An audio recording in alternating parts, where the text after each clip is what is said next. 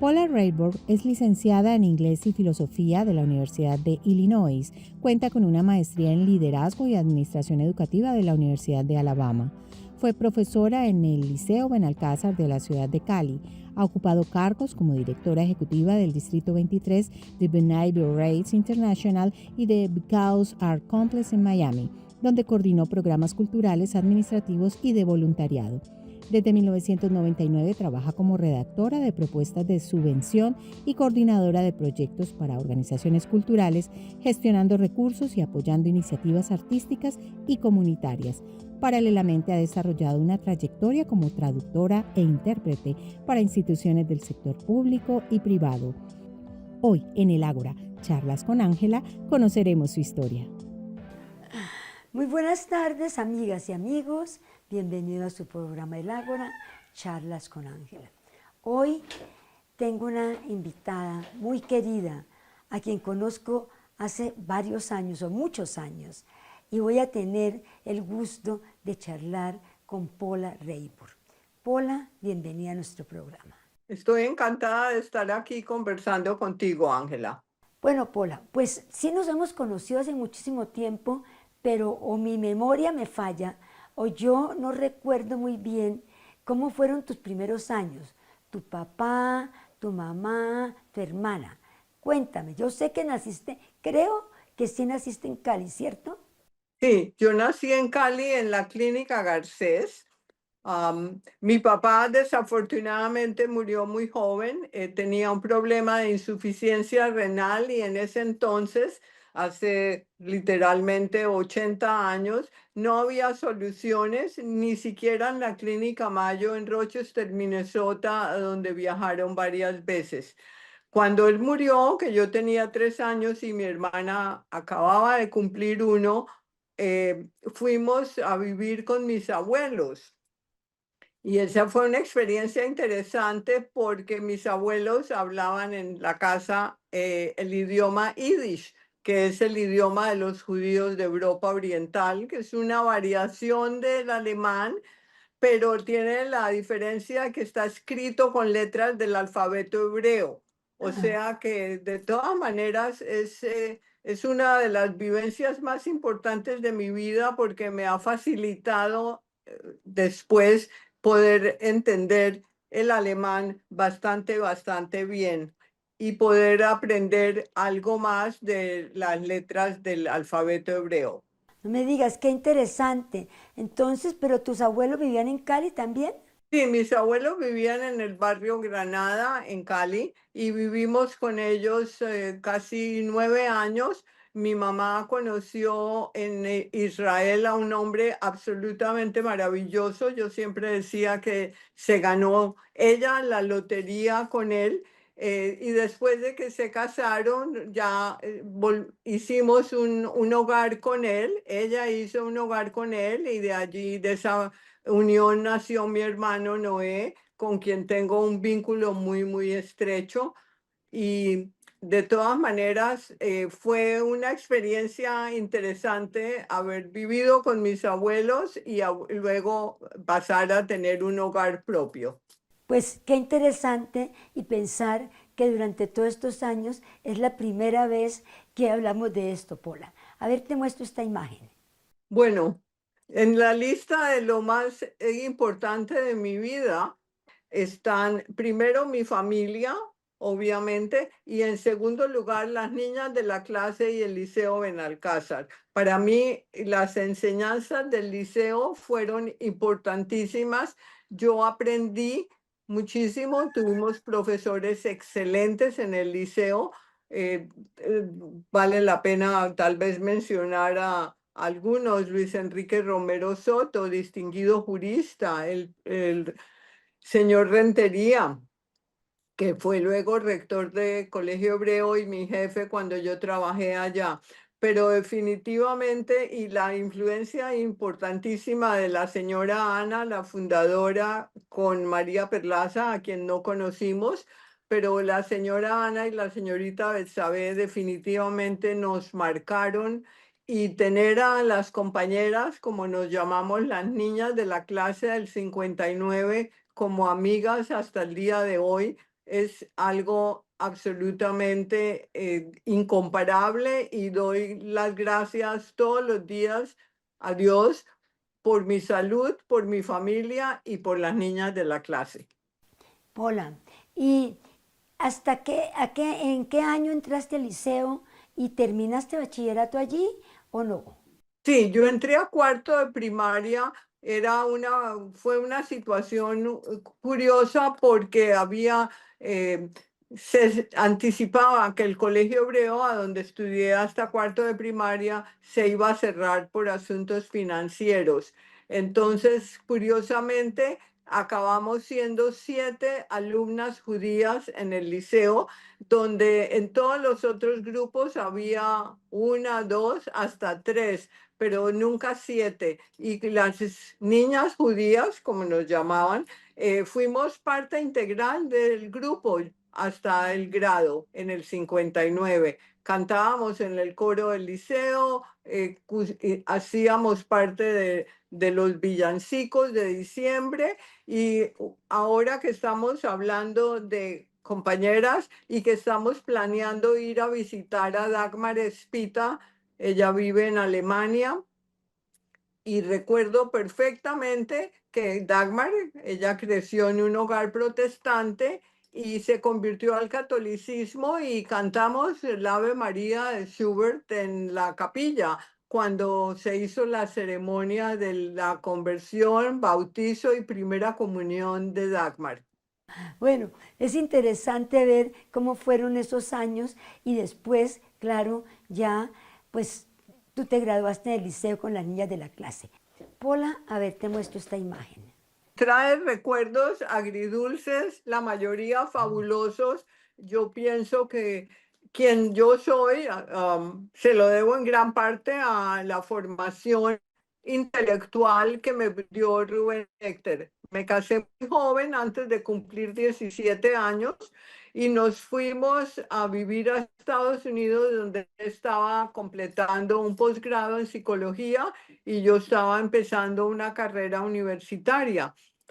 Pienso que estoy segura, ¿no? Que si yo me hubiera casado con otra persona de menos intereses intelectuales, repito, mi vida hubiera sido muy distinta. Yo me formé como, independientemente de lo que había adquirido en el liceo durante nuestros años ya. Mi formación intelectual se la agradezco a Rubén. Él tenía unos intereses culturales, además de puramente intelectuales. Aprendí de arte, aprendí muchísimo de historia, y realmente pienso que le agradezco todo el tiempo mi formación intelectual, que yo hubiera crecido junto a él mientras él completaba sus estudios para el doctorado en psicología. Bueno, Pola, ahora te muestro esta otra imagen. Ok, era la entrada a la Universidad de Southern Illinois, en el sur de Illinois, en un pueblo literalmente que se llama Carbondale. Fue una experiencia interesantísima porque esa universidad, si bien ha crecido a tener hoy mucho más de 100,000 estudiantes, en ese entonces tenía pocos estudiantes extranjeros, y la experiencia de vivir en un pueblo del sur de Estados Unidos fue interesante. Había todavía mucha separación racial, o sea, la estación de bus, por ejemplo, tenía sus sectores para que se sentara la gente blanca y para la gente de color. Si uno iba a algún lugar público, había 2 fuentes de agua para tomar agua. También había un nivel de discriminación alto y un total desconocimiento del mundo exterior. Yo recuerdo haber llegado a reuniones con compañeros y haber oído la pregunta de dónde viene usted, y yo decía, soy de Colombia, y inmediatamente preguntaban que si Colombia en Carolina del Sur. Entonces yo decía, no, no. Y entonces me decía, the District of Columbia en Washington. Entonces también, no, también era una opción. Luego era, la tercera era, viene usted de Canadá, de British Columbia. Y entonces, cuando uno finalmente decía que venía de Colombia en Sudamérica, yo recuerdo que me miraban de pies a cabeza. Y era como que no podían comprender que yo estuviera vestida como ellos estaban vestidos y hacían las preguntas más curiosas, que si uno vivía en los árboles, porque Sudamérica era como la selva, un mundo completamente exótico y diferente. Eso fue cambiando, evolucionando poco a poco y ya para el final de mi carrera en la universidad, esas preguntas ya no me las hacían, pero me trajo a la memoria toda esa experiencia. ¿Cuántos años estuviste en la Universidad de Illinois Pola? ¿Y qué grado sacaste allí? Yo saqué un grado en filosofía y literatura y estuvimos allá 4 años. Habíamos pasado un año en Chicago porque Rubén estaba haciendo una práctica en un hospital psiquiátrico afiliado con la Universidad de Northwestern en Chicago. Entonces yo tomé algunos cursos también en Chicago y bueno, principalmente fue ejercer el oficio de madre porque en Chicago nació nuestro hijo mayor, Adrián. Ok, o sea que, digamos, tú estudiaste y al mismo tiempo fuiste madre y seguiste estudiando mientras eras madre, o ya te dedicaste a tu hijo nada más. No, yo seguí estudiando y seguí trabajando y me alegro que hayas hecho esa pregunta porque cuando regresamos a vivir a Colombia, primero fui profesora muchos años en el Liceo Benalcázar, después fui profesora en el Colegio Hebreo. Después salí a trabajar en el mundo de los negocios. Administré una joyería por un tiempo y luego 4 años fui jefe de ventas en una filial que tenía la Mercedes-Benz en Pasto. Vendí, entre otras cosas, uno de mis logros que siempre quiero destacar es que vendí una cosechadora industrial fabricada por de una fábrica alemana vinculada con la Mercedes-Benz a unos agricultores cultivadores de arroz en Palmira. Y en la oficina de la Mercedes-Benz donde trabajé esos 4 años, se hicieron apuestas, porque pensar, o sea, de que yo iba a ser incapaz de vender una máquina y en realidad sé muy poco de automóviles, mucho menos de equipo industrial agrícola, pero vendí una cosechadora. Pues era una excelente vendedora, fíjate pues, y mientras tanto también me imagino que estabas criando tus otros dos hijos, sí, tus otros dos hijos, porque tú tienes tres hijos, ¿cierto? Los otros dos nacieron en Colombia. Sí, y la verdad que una de las ventajas de tener el trabajo en colegios cuando eran pequeños era que teníamos vacaciones al mismo tiempo. Eso, claro, ya cambió a medida que ellos crecieron, yo ya podía manejar el horario de una manera distinta. Bueno, fabuloso. A ver, te muestro esta otra imagen. El Bakehouse era, como su nombre lo indica, una panadería industrial en la ciudad de Miami. Yo fui directora por año y medio. Era un lugar muy interesante porque se había convertido la panadería en estudios para artistas y fui su directora ejecutiva. Había espacios adentro y fuera de la instalación y es divertido contar que durante el proceso de conocer a los artistas había una chica cuyo nombre es Clara McLean y comenzamos, me la presentaron y comenzamos a hablar y ella de repente me mira y me dice, ¿usted no es Mrs. Pola? Y yo le digo, Mrs. Pola es como me llamaban mis alumnas del colegio, del liceo. Y entonces le dije, pero usted no fue mi alumna. Y le dije, y me dice, no, yo no fui su alumna, pero usted recién acababa de llegar a vivir a Cali y como no tenía transporte, se montaba el bus del colegio todos los días y usted estaba esperando un bebé y yo me acuerdo de cómo eran sus vestidos de embarazo. Ah, qué Pienso yo que interesante. solamente un artista está tan consciente y me empezó a describir todos los vestidos. No era común tener profesoras que estaban esperando un bebé. Pola, a ver, te muestro esta imagen.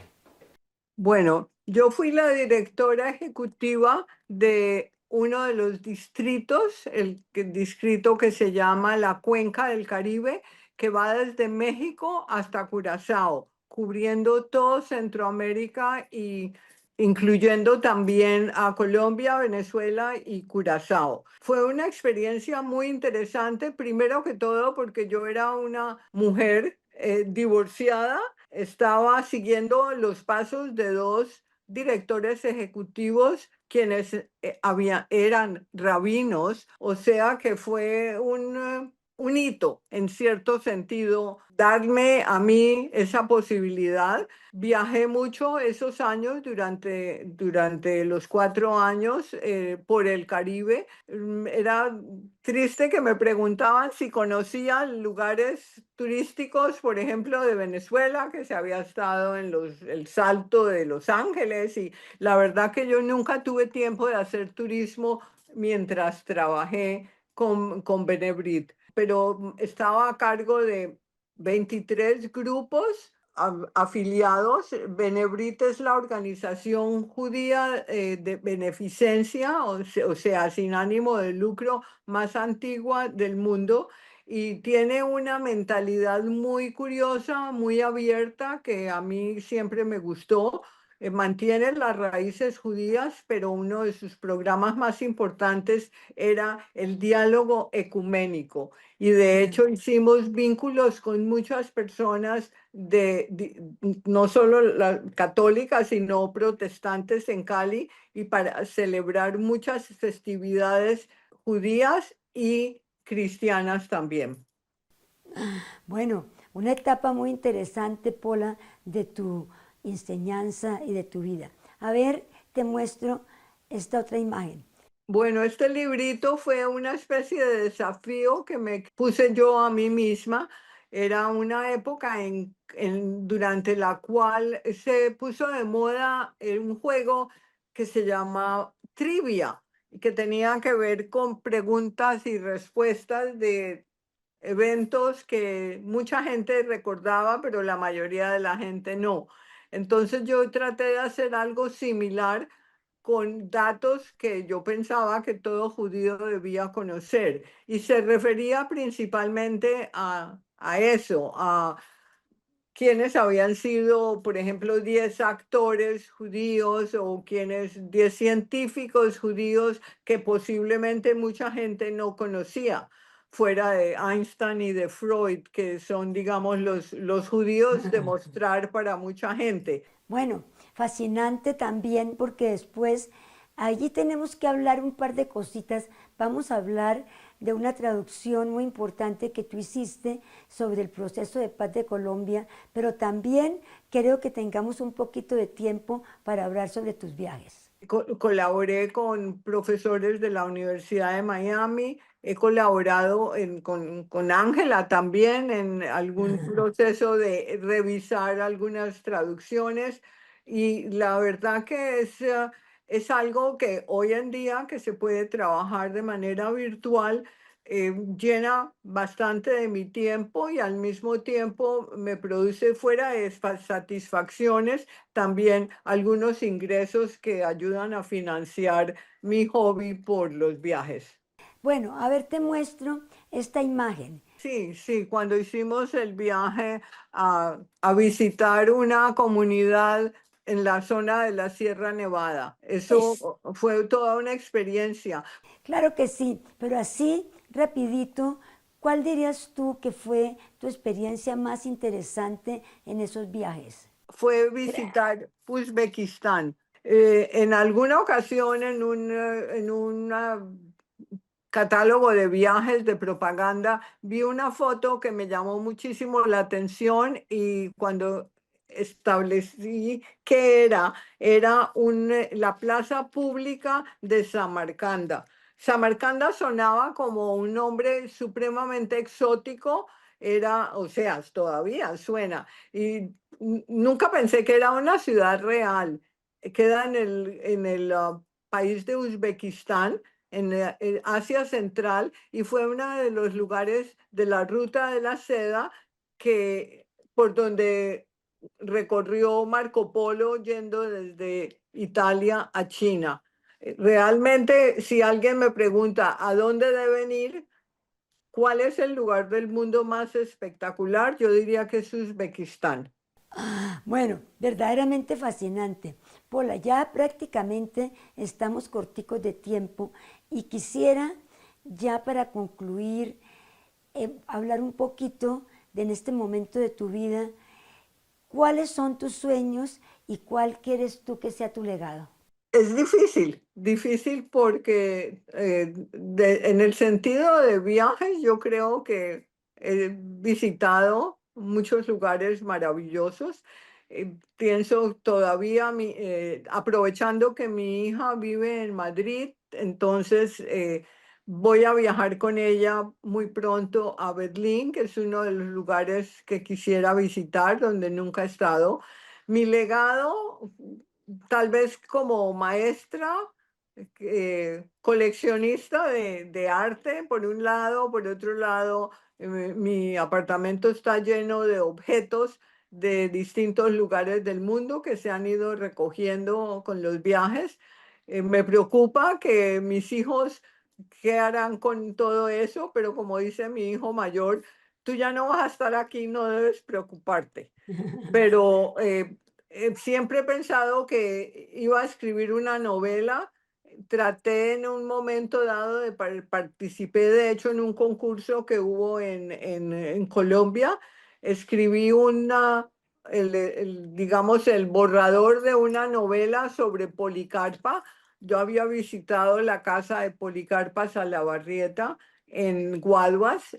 Hay muy poco de ella, realmente hay anécdotas y se sabe pues que fue fusilada por los españoles, pero y además se sabe que fue clave en el proceso de la independencia de Colombia.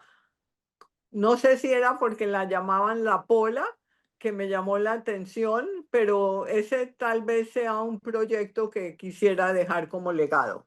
Pues Pola, verdaderamente me parece fascinante. Ojalá que pudiéramos publicarlo, porque son cosas que hay que hacer mientras uno está vivo, porque uno qué va a saber qué pasa después. Y qué rico poder publicarlo, ¿verdad? Que también me encantaría si tú lo tienes para compartirlo ahora que vamos a estar juntas con las niñas de la clase. Pues es algo que siempre he pensado que quiero retomar. Hoy en día seguramente hay más fuentes de información de las que existían cuando empecé ese proyecto, o sea que te lo haré, te lo voy a compartir. Claro que sí, Pola, y qué maravilla que podamos seguir recorriendo nuestro país.